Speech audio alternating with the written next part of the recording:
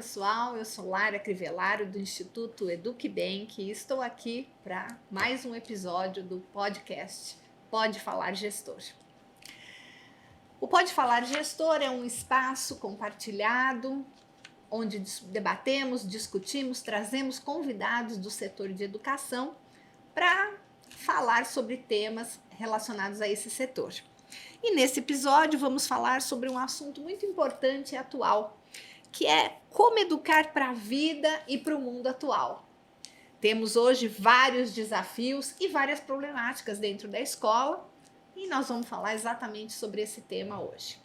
Nossos convidados de hoje, professora Célia Godoy, palestrante, doutora em educação, mestre em psicologia social, uma convidada de fora, internacional, Nicole Ribeiro, fundadora do Pico Educacional e Global Guidance. Ela é coordenadora de um programa de pós-graduação para counselors com acreditação internacional, que vai ser lançado no Brasil agora no segundo semestre. E o Luiz, que é o mantenedor do Colégio Brasiliense, parceiro do EducBank, que vai discutir esse tema aqui com a gente hoje. Muito obrigado, sejam muito bem-vindos.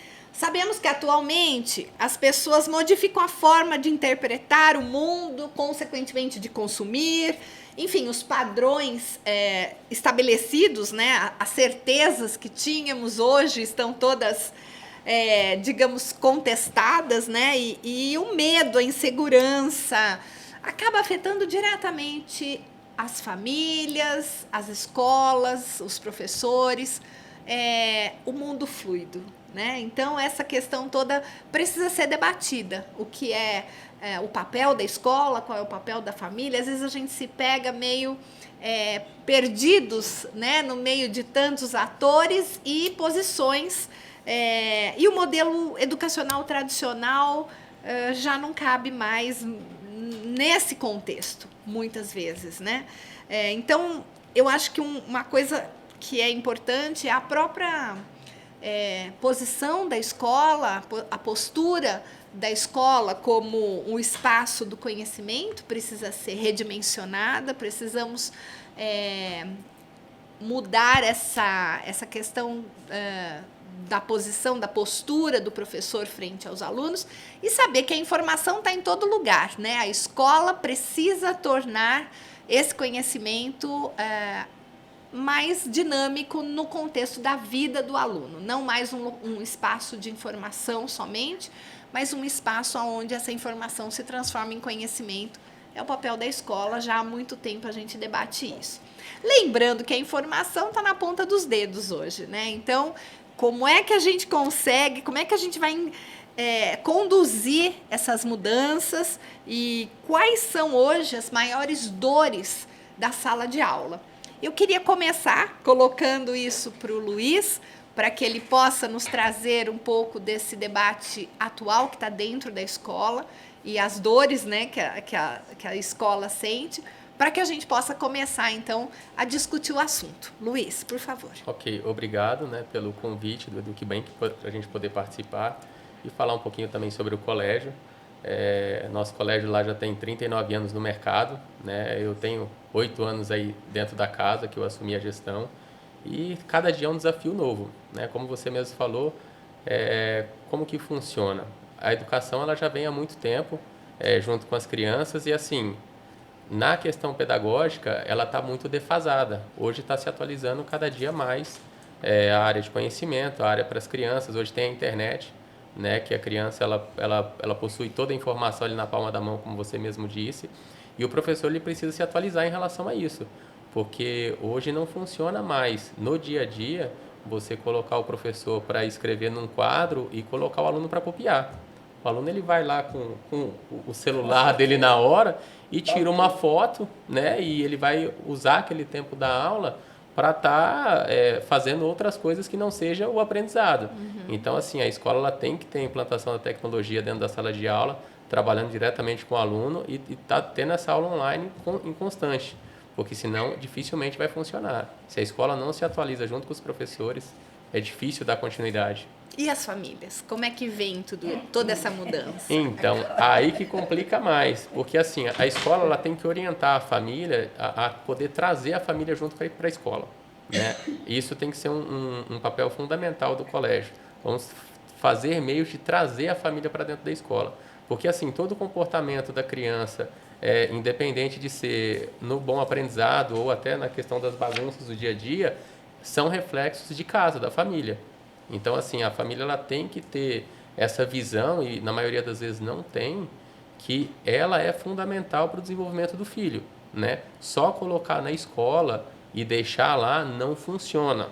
A escola ela não é um depósito de criança. A escola ela é uma parceria entre família e colégio. A gente até brinca, né? A educação vem de casa. A escola ela ensina a matéria do dia a dia. Então, assim, é muito importante a escola poder trazer os pais para dentro, trabalhar em conjunto, né?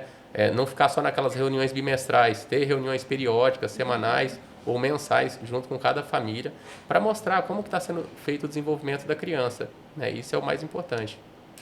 Celinha, e aí, meu bem, como é que nós fazemos com a adaptação do currículo que nós temos aí, no meio de todas essas mudanças? Olha, o que você entende que essas dores, como é que podem ser sanadas? Então, primeiro, agradecer, né, a oportunidade de estar aqui. Muito obrigada, você, Lara, do KeyBank. E antes de responder efetivamente, eu quero tecer um comentário sobre a brilhante fala do meu colega. Que assim, a gente tem esse mundo líquido que a Lara nos coloca, nos faz refletir como andam as relações, como a escola tem conseguido vencer as limitações na educação dessas crianças, mas também como a escola tem se tornado, de fato, e até pelo direito que a criança tem, de um lugar em que possa fazer deste menino uma criança, um jovem que tenha compromisso com a sua própria formação, com as responsabilidades inerentes ao cargo de estudante, porque hoje os meninos, muitos deles têm enfrentado trazido dificuldades para a escola no que diz respeito ao próprio comprometimento. Às vezes, existem os meninos que vão bem, existem os meninos que ainda estão na escola, mas sem descobrir o motivo real de estarem lá. Então, nós temos a questão da família, como ele colocou.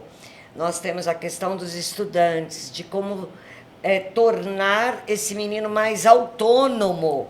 Eu acho que hoje uma das grandes questões também é a questão da autonomia, que começa lá na infância, inclusive com o papel da família, da anomia, heteronomia e autonomia, para que ele tenha não só responsabilidade sobre os seus atos, mas responsabilidade com a sua comunidade, com seus pares, com o mundo físico, com o meio ambiente. Então, seria muito de trabalhar na escola, diante desse mundo atual, com a ética do cuidado pessoal, cuidado com o outro. Mas, para tudo isto, eu acho que passou da hora da escola fazer tudo isso sozinha. Porque o sistema é que define um currículo.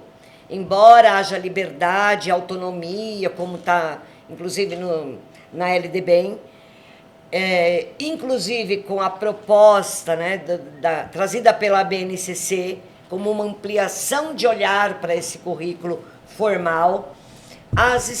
Tem escolas que ainda não implantaram ou implementaram a BNCC.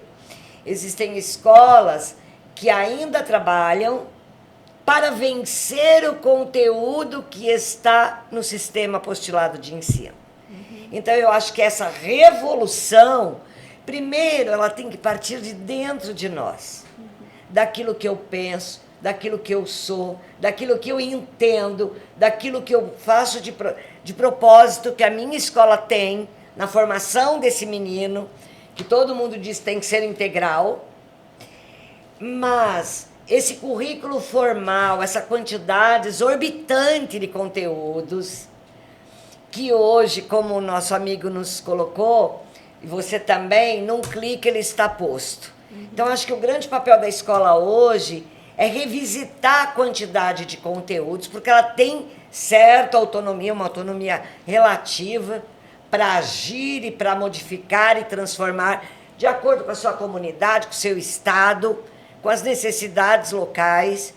Mas para tudo isso é preciso mudar a mente. As mentes ainda, nós ainda estamos arraigados ao velho. Então vamos ouvir um pouco a Nicole. Nicole, queria que você comentasse com a gente, acho que uma experiência muito interessante que você tem é a questão do currículo americano, né? E conhece o currículo brasileiro. Como é que...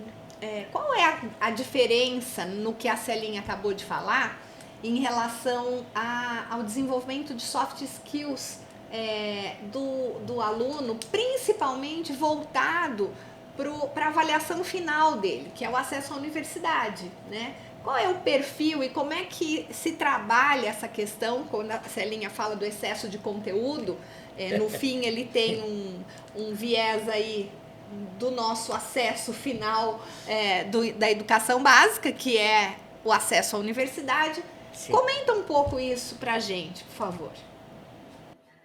Eu acho que muito da diferença vem de um medo que muitos brasileiros têm de instabilidade econômica, de escassez de vagas.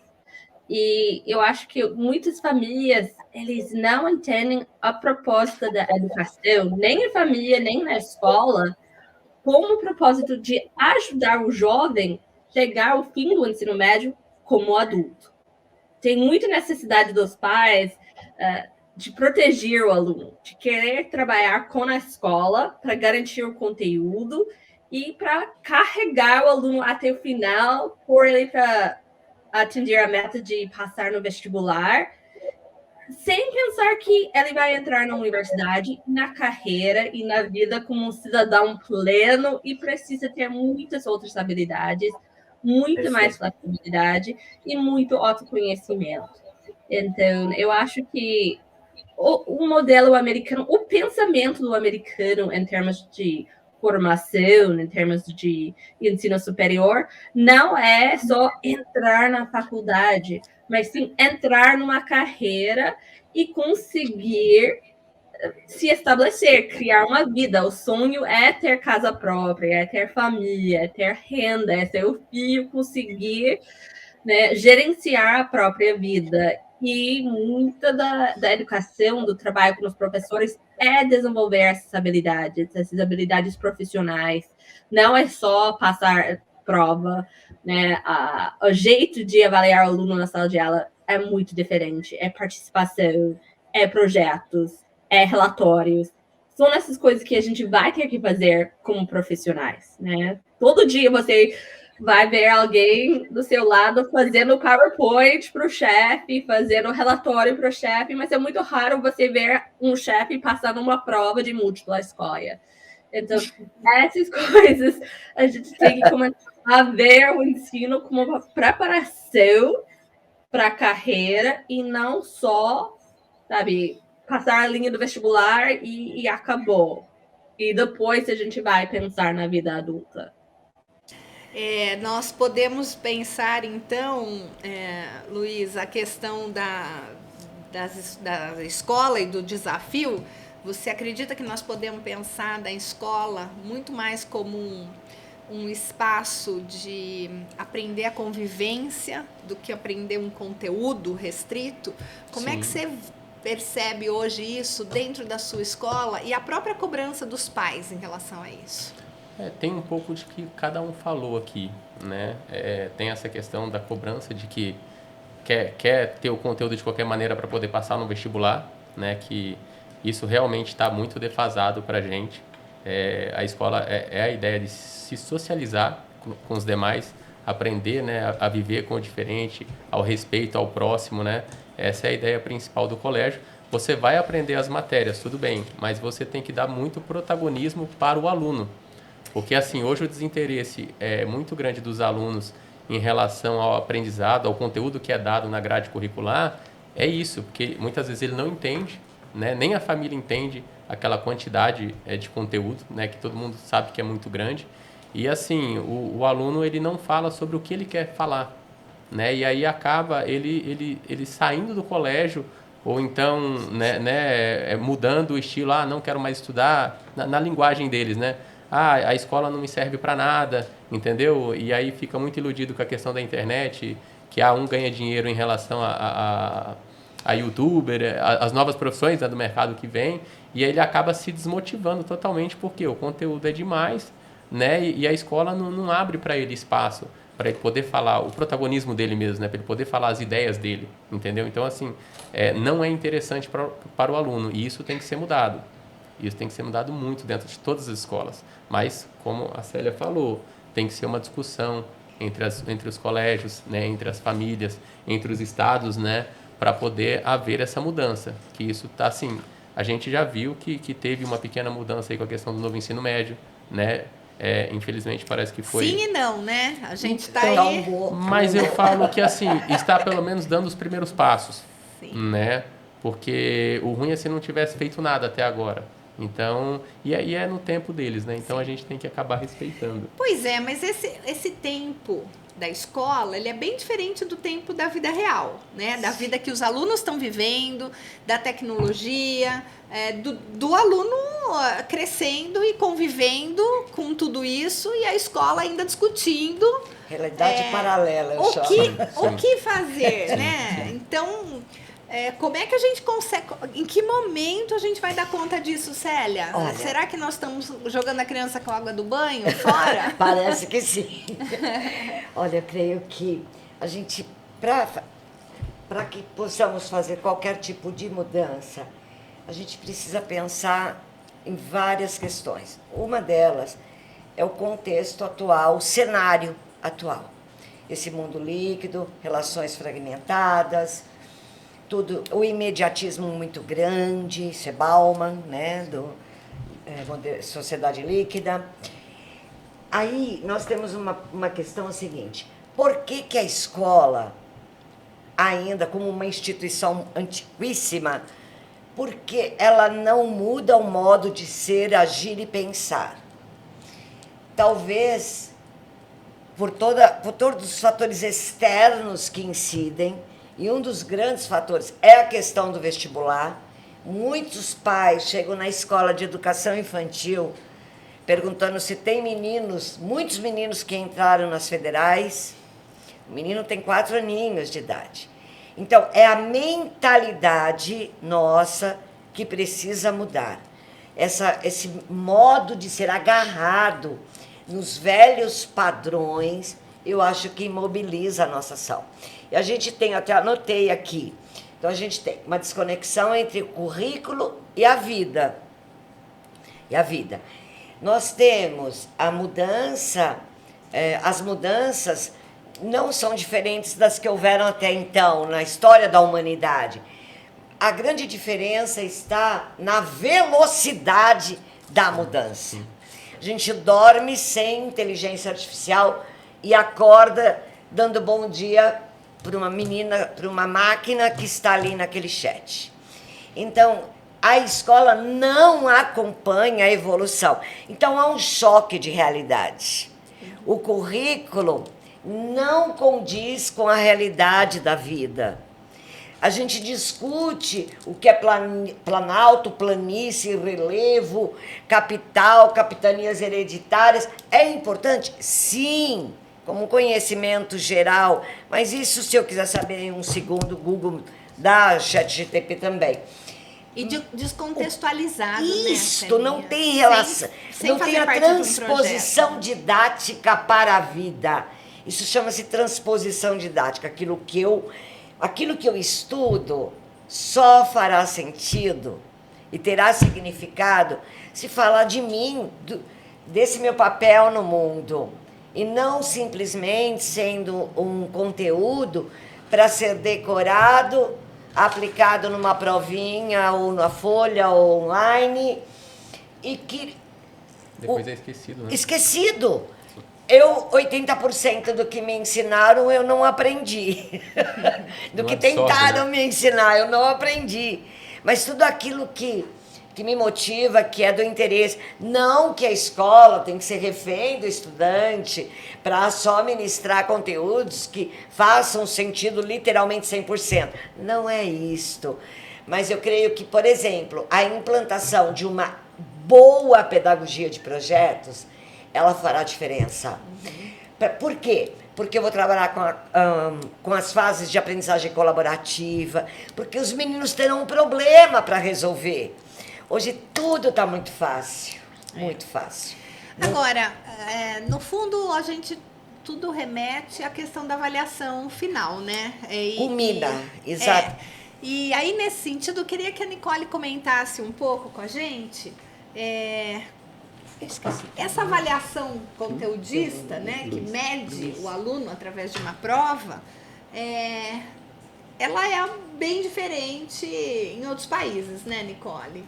Como é que se avalia um aluno, por exemplo, a partir da história de vida dele ou do que ele construiu, não de um único dia que ele fez uma prova, né?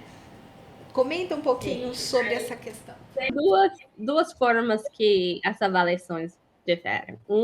Muitas vezes nas escolas no exterior, tem reconhecimento do trabalho do aluno, das habilidades de pesquisa, de escrita, de expressão, de trabalho em grupo. As notas do aluno muitas vezes são mais diversificadas do que uma prova. E também, para ingressar numa universidade, até em Portugal, você precisa olhar sua média desde o início do ensino médio. Então, o que você sabe? O desempenho na sala de aula e em todas as aulas, desde o início, vai determinar seu sucesso. Sim, tem algumas provas, como o SAT, que tem um peso bem menor que o vestibular. E eles olham o histórico fora da sala de aula e as habilidades desenvolvidas, mas principalmente é o GPA, é a média. É o que o aluno faz todo dia, né? Chega na sala de aula, participa, se desempenha bem e se dedica a aprender. E o professor tenta convencer o aluno por que essas coisas são importantes, mesmo se não diretamente aplicáveis. Por exemplo, álgebra, hoje em dia tudo é computação, tudo é programação, que é a matemática. Então, não adianta o aluno dizer, eu sou de humanidades, eu não preciso da matemática, porque um dia ele vai ter que ter um site no trabalho que ele vai ter que mexer ou entender o que o programador está fazendo. Então, precisa de matemática. E aí ele tem que, desde o início, desenvolver todas as suas aulas e tirar notas boas para ter um chance. Não tem essa coisa de ir mais ou menos, ainda mais nas matérias que você não gosta, até o terceirão, aí dar um gás e estudar, passar no vestibular. Não tem cursinho, não tem segunda, terceira vez de prestar um vestibular e entrar. É toda a sua bagagem, igual no mercado de trabalho. Você vai se candidatar com o seu currículo e não só com a entrevista do dia. E pensando nisso, Luiz, nesse desafio, né? Eu acho que assim, a gente também não está aqui querendo falar o que é melhor, o que é pior, mas encontrar saídas, né? E cada vez mais a gente discutiu o assunto que é tão importante para a gente poder colocar a escola na realidade que ela precisa estar, né?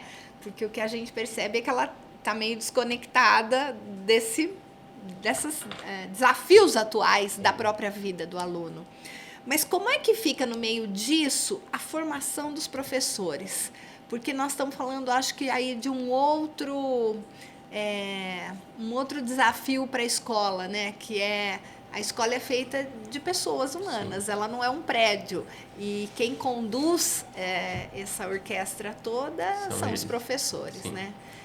E aí, como é que você faz no seu dia a dia? Esses problemas já vêm de muitos anos atrás, até em relação à faculdade lá do professor, a formação dele. Que a formação já é muito antiga. A formação, ela é feita, específica para um determinado tipo de aluno. E isso não existe mais hoje.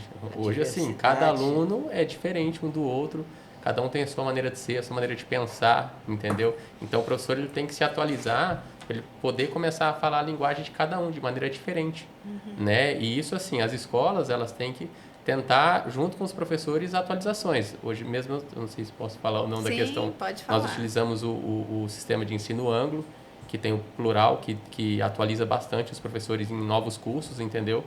Para poder trazer um segmento diferente dentro da sala de aula. E você tem percebido que Faz só diferença. isso é suficiente? Não, mas é um caminho, entendeu? Faz muita diferença, porque assim, nós estamos engessados, questão de legislação, né? Que nós temos que cumprir a grade, porque assim, a mudança principal, ela tem que vir lá de cima, entendeu? Exato. A gente coloca ali um ponto ou outro, o espaço maior que a escola pode se trabalhar, mas assim, a grade tem que ser dada pela legislação. Carga horária. Isso assim, a gente não pode fugir muito, né? Então a escola fica engessada em relação a isso. Celinha, e você? O que você tem a dizer sobre a formação dos professores, já que esse é um tema extremamente caro a você, porque você é por excelência, uma formadora de professores. Esse é um desafio? Esse é o maior desafio? Ou você acha que é um dos? Eu acho que ele está associado a um outro grande desafio. Primeiro que assim, muitas escolas pensam uma coisa, falam outra, e no terceiro passo, que é a ação, difere do que foi dito e do que foi pensado. Na prática. Na prática. Então, o primeiro grande passo, antes mesmo da formação de professores, é a escola se posicionar nesse mercado sobre o que ela é, o que ela pretende, o que ela quer. Eu acho que toda escola tem que deixar muito claro para os seus professores, fundamentalmente, que ser humano que essa escola quer formar. Isso é uma discussão coletiva, isso é um projeto político-pedagógico. As escolas têm plano escolar, tem plano bienal, tem regimento escolar. São documentos frios. Mas não é muita burocracia? Então, são documentos frios que mal são consultados. Só quando há uma grande probleminha ali na escola que se consulta o regimento. O que eu estou dizendo é que a formação de professores, ela precisa estar pautada em referenciais para esse desencadeamento. Ou seja, quem é essa escola? O que nós queremos? Que ser humano nós queremos formar? Que ele seja crítico, criativo, que ele seja participativo. Muito bem. Qual é a nossa concepção teórica? Porque as formações, o professor não se forma de cima para baixo e de fora para dentro. Ele se autoforma. Ele também tem que ter o desejo, olha, haja vista que eu vou fazer 70 anos, já acabei de pegar mais um diplominha.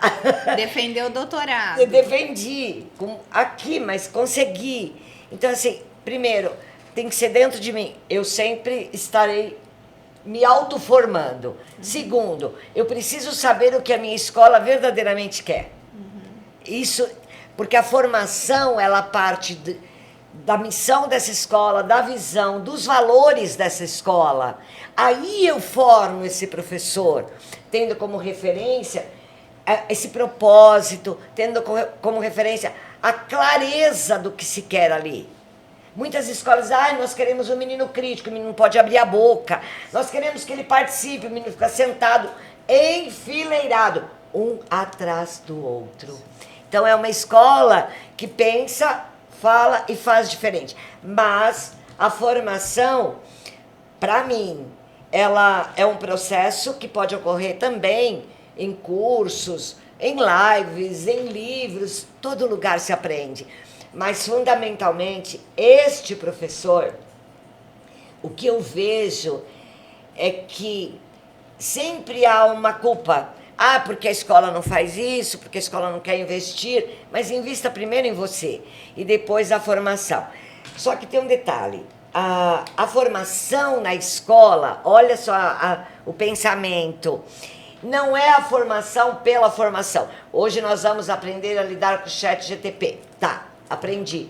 E o que isso tem a ver com o contexto da escola, com a missão dessa escola, com o ser humano que essa escola... Então, o que eu quero dizer? Eu quero dizer que o processo de formação, seja ele continuado na escola ou em lugares, cursos ministrados, sempre tem que estar em consonância com esse objetivo geral da escola, com esse propósito da escola, mas, principalmente, ele é a própria construção do projeto político-pedagógico. Ao discutir os problemas que existem na minha escola, gente, qual o papel da tarefa? A gente vai continuar dando tarefa? Como será a entrada dos pequenininhos, dos menores? Como nós lidaremos com todas as problemáticas relativas ao ChatGPT? Como será a avaliação nessa escola? Essa aula de 50 minutos funciona? O menino aprende? E o pedagogia de projetos é resolvido na cúpula ou é resolvido numa escuta ativa desses meninos? Quando eu discuto o problema ou me relaciono com os desafios que estão ali, eu estou, como gestora, como mantenedora, como professora, discutindo o projeto político-pedagógico. Celinha, mais um documento? Não. Pequenas frases. Olha, a nossa escola, a inclusão na nossa escola, ela tem a finalidade de... Nós atenderemos meninos assim, assim, assim, assim, todos os meninos. A nossa avaliação, ela é formativa, será construída. Não discutir o dia a dia é o pior processo de não formação. Sim. Acho que é. Agora, Nicole, quando a gente fala, né, dessa formação de professores, eu acho que você tem uma coisa aí para contar para a gente em relação ao perfil do counselor, né, que é um perfil aí de professor que a gente não forma aqui no Brasil, né? E que, de repente, ele pode começar a ser um fator importante aí para as escolas, né? Como é que você... O que você acha sobre isso? Com o novo BNCC, as escolas ficaram encarregadas de desenvolver um pouco esse papel de ter pessoas capacitadas dentro das escolas para ajudar o aluno a ver seu projeto de vida e se tornar um pouquinho mais autônomo, né? Aí, essa é uma coisa que eu acho que às vezes falta na escola, essa pessoa que chega e conversa com o aluno, para o aluno entender a propósito do que ele faz e planejar mais de longo prazo, não só chegar no terceiro ano e ver o que dá no vestibular e ver qual é o melhor caminho depois de fazer a prova, mas colocar objetivos bem firmes desde o início, aprender a comunicar e aprender o protagonismo, né? Aprender a se soltar um pouquinho dos pais e tomar mais liderança dentro da escola, para que tudo não é feito para ele, mas por ele.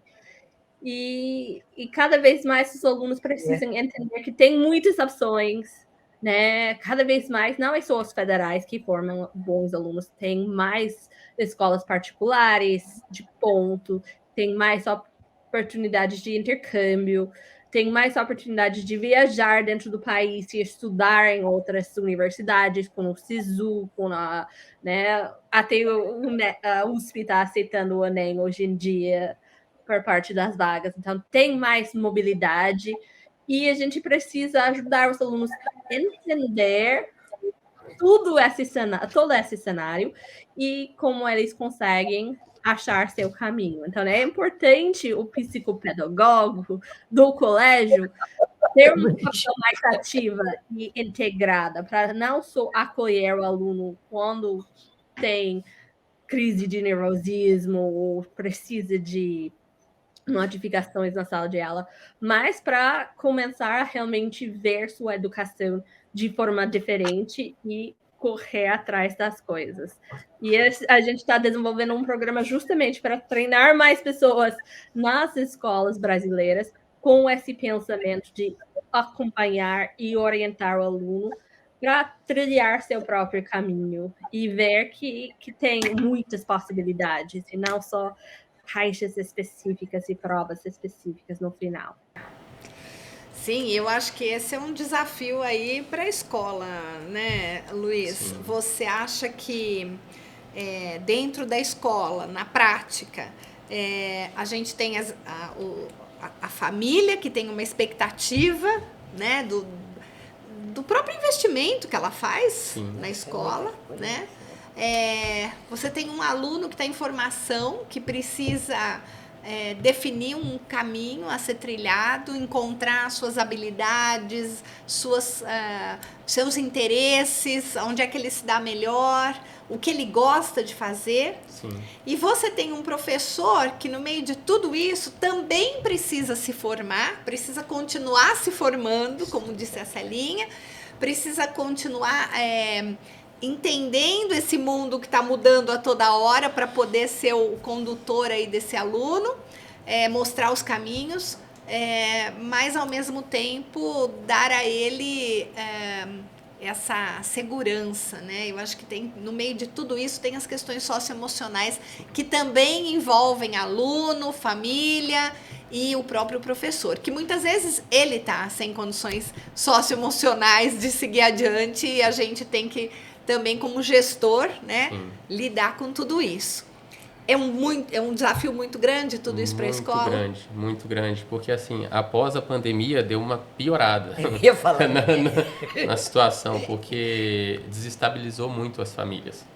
E com isso acaba desestabilizando o ensino, né, das crianças também. A pandemia foi tudo de ruim, né, não tem nem o que ser falado.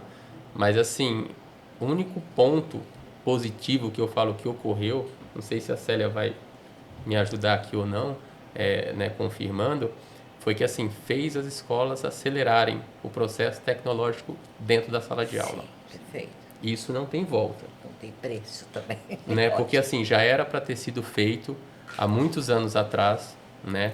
Por falta de investimento, né? Por falta de interesse muitas vezes. Medo. E eu digo assim, pelas escolas serem mais tradicionais, os próprios professores também não, eles colocavam uma barreira, né, para não trabalhar com a tecnologia, entendeu? Porque estava naquela mesmice, né? Sim. O giz, o quadro, aquela coisa que já só apostila, né? Então assim, o único, eu acho que ponto positivo que veio a pandemia foi isso, que obrigou todas as escolas a implantarem tecnologias. E eu falo, não tem volta. Foi para isso, assim, melhorou demais. Pra frente. Né? É daqui para frente. Mas você não acha que pós-pandemia criou-se uma certa aversão também na volta imediata? Porque as aulas eram todas online, os professores online, todo mundo online, e de repente voltou para o presencial. É claro que não foi de repente, né? Foi um processo para voltar, mas aí os alunos não queriam mais saber de aula online ou de qualquer coisa que remetesse a essa questão da pandemia. Eu cheguei a ouvir de alguns mantenedores, de alguns educadores, essa preocupação, né? A gente sabe que é irreversível a tecnologia dentro da sala de aula. Sim.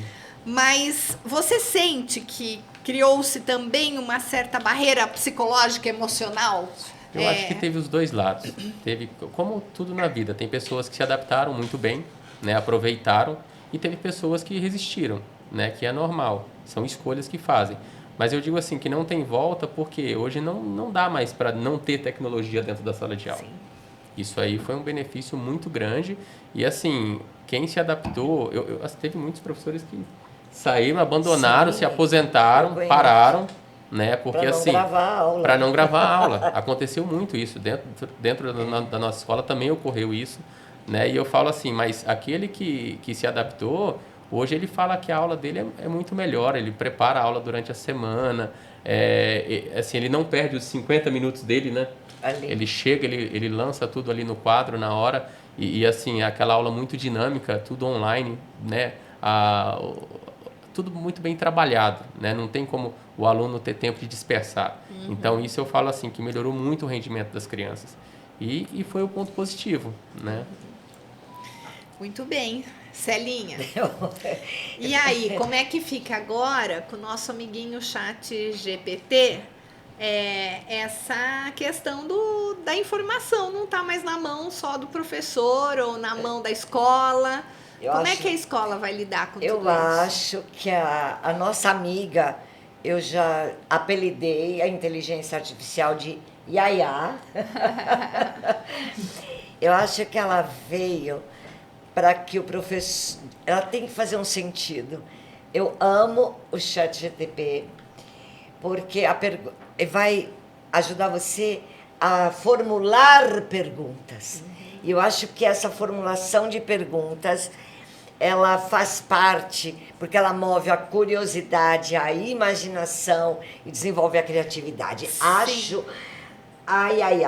Acho o ChatGPT, uma mão na roda, vamos dizer, no popular, para os professores. Ele pode elaborar provas, ele pode construir jogos, ele pode fazer 1000 coisas que eram operacionais do ponto de vista que ele teria que se debruçar. Claro que ele não vai aceitar 100%, ele tem que ter um olhar muito crítico, porque nem sempre o ChatGPT acerta ou diz respeito àquilo que efetivamente perguntamos. Mas aí temos a questão dos meninos, dos alunos. Também aí é uma nova formação, um novo olhar, um novo modo de acontecer.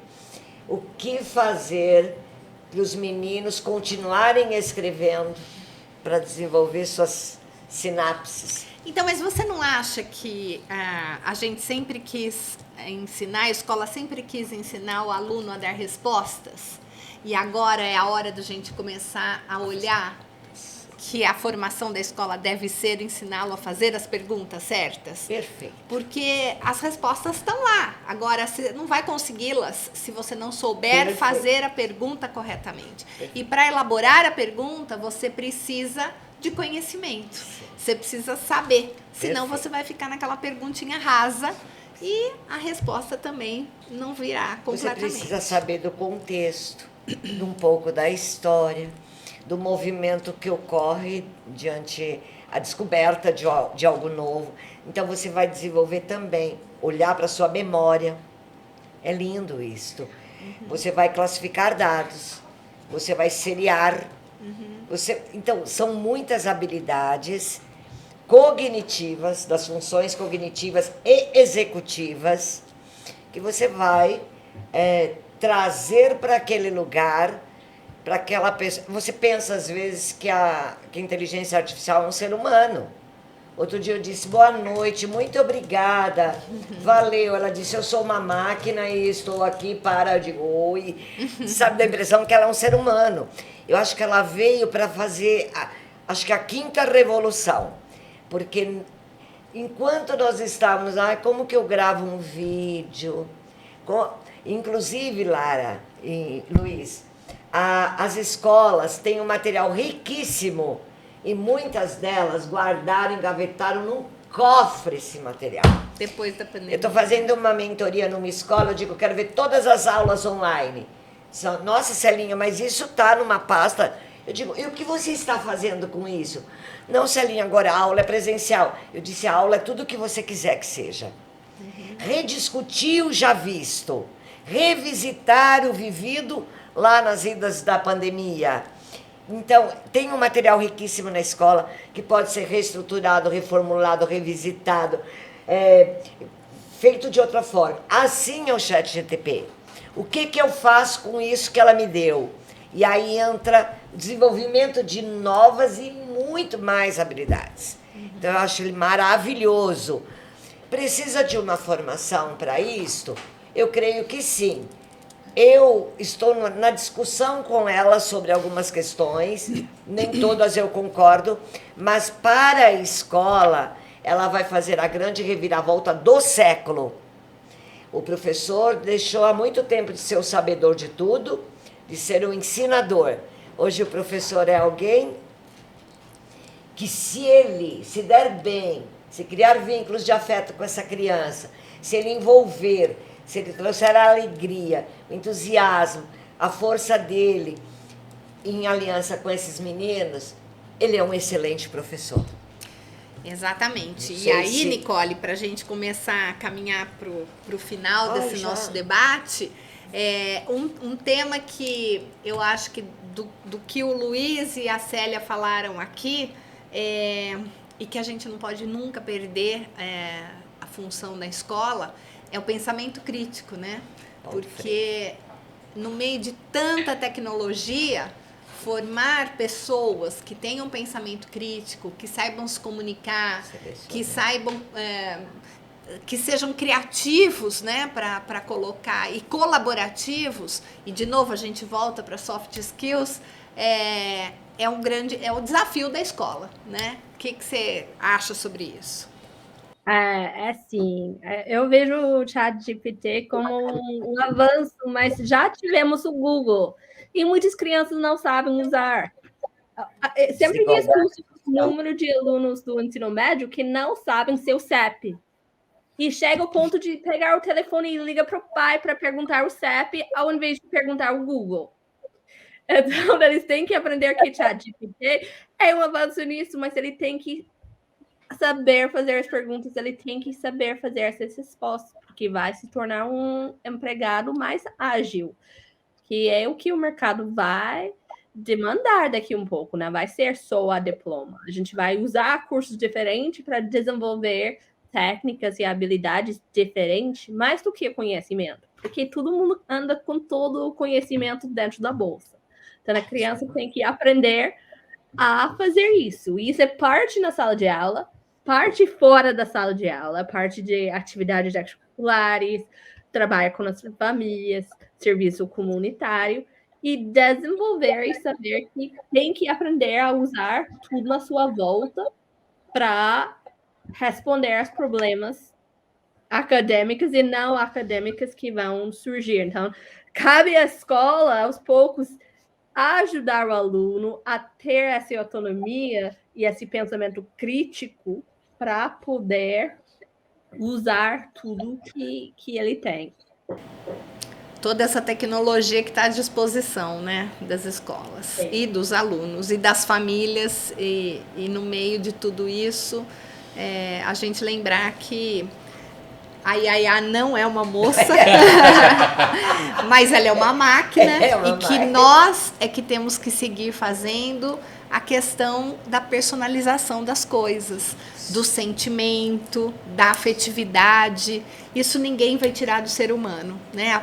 As questões todas emocionais que envolvem as relações humanas, isso não tem jeito. Ainda hoje eu conversava com uma amiga em que ela dizia que a questão das respostas, ela não é um problema, porque a inteligência artificial ela é capaz de nos entregar todas as respostas. Mas a entonação, como você dá a cada resposta, a forma, o olhar, né? E o humano jamais dará a mesma resposta 2 vezes, né? Porque aí tem toda a nossa personalização e o momento, né? Você pergunta a mesma coisa 10 vezes, nós vamos responder 10 vezes de forma diferente, e isso é o que nos diferencia da máquina, né? Eu acho que agora, Lara, o olhar mais atento no momento é você pedir que ele pesquise, que ele faça perguntas, ou que ele construa, por exemplo, junto com a ajuda dela, uma redação. E eu fiz esse teste com a minha neta do meio, a Isabela.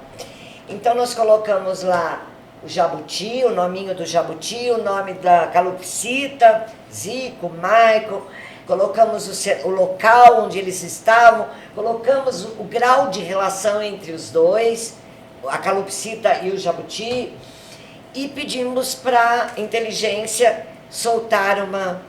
Isabela, você concorda com tudo? Não, ela errou aqui, aqui, aqui. Então, trazendo isso para o locus da escola, gente, é fantástico, não tenham medo dela. Ele vai trazer impresso um texto construído por ela. Mas, e por que nós somos pedagogos? Eu sempre disse que a pedagogia vai salvar o mundo. Nós somos pedagogos para que a gente utilize de uma metodologia, que a gente tenha a didática suficiente capaz de falar, mude o final, busque os adjetivos, substantivos, altere, coloque mais um personagem, ou seja, eu tenho 1000 formas de não aceitar o pronto e acabado dado pela inteligência. Então eu acho que agora a formação nossa tem que vir nesse sentido, de revisitar a nós mesmos, das práticas que temos desenvolvido. E uma coisa que eu quero, para fechar, a escola, gente, para e pensa em uma aula de 50 minutos, o que um jovem e uma criança aprende. Então, além do conteúdo estar aprisionado numa grade, ele está também aprisionado num horário fixo ali. É importante, porque tem a questão do planejamento e tal, mas repensem nisto. Se você pode fazer um dia só exatas e um dia só humanas, e aliar interdisciplinarmente história e ciências, geografia, eu acho que isso falta na escola. As coisas são estanques. Eu sempre dou um exemplo assim. O professor entra na sala e trabalha figuras geométricas. Muito bem. Então, aí entra o professor de arte, matemática. Entra o professor de arte, trabalha o cubismo. Eu digo, oi? Gente, por que não? Então, essa falta de integração e essa coisa estanque das disciplinas, gente, isso é tão antigo, precisa ser revisitado. Sim. A forma modulada que a escola oportuniza, a quantidade de conteúdos, o excesso, tudo isso. A criança vai na escola para ficar sentado sem pensar. E acho que o amor, ele faz parte, mas ele está em aliança com a descoberta do conhecimento. Com a curiosidade, com a inquietude desse menino. Isso é Paulo Freire, né, gente? Pois é. E aí, fala mais que a boca. E como nosso podcast Pode Falar Gestor, eu gostaria que o gestor, representando aqui hoje o tema, fizesse um encerramento aí sobre a conclusão, então, a que podemos chegar em relação a esse desafio do mundo atual e a escola. O que eu digo assim, para a gente concluir mesmo, é trazer mesmo as famílias junto com as escolas, né? Unir o ser humano para o desenvolvimento do próprio ser humano. Esse é o fundamento, porque senão fica muito difícil. Quando você começa a delegar, só a escola tem que fazer, ou só a família tem que fazer, ou só o aluno, porque fica muito no passa a responsabilidade e aí acaba ninguém assumindo e ninguém fazendo. Então, assim, tem que ter a união de todos para um ser humano melhor. Esse é o ponto. Educação parental, entender essas famílias. Muito bem, gente. Esperamos que esse episódio do nosso podcast Pode Falar Gestor seja bastante proveitoso e contribua para o pensar e para o fazer educacional de todos que estão nos assistindo. Quero dizer que estamos abertos para você que nos assiste e queira solicitar algum tema em especial que nós possamos trazer aqui para o debate. Agradecer a Célia, o Luiz e a Nicole, que está na Alemanha, conversando conosco nesse momento. Dizer muito obrigado para você de novo e, por favor, deixe seu like. Nós estamos no Spotify e no YouTube. Muito obrigada.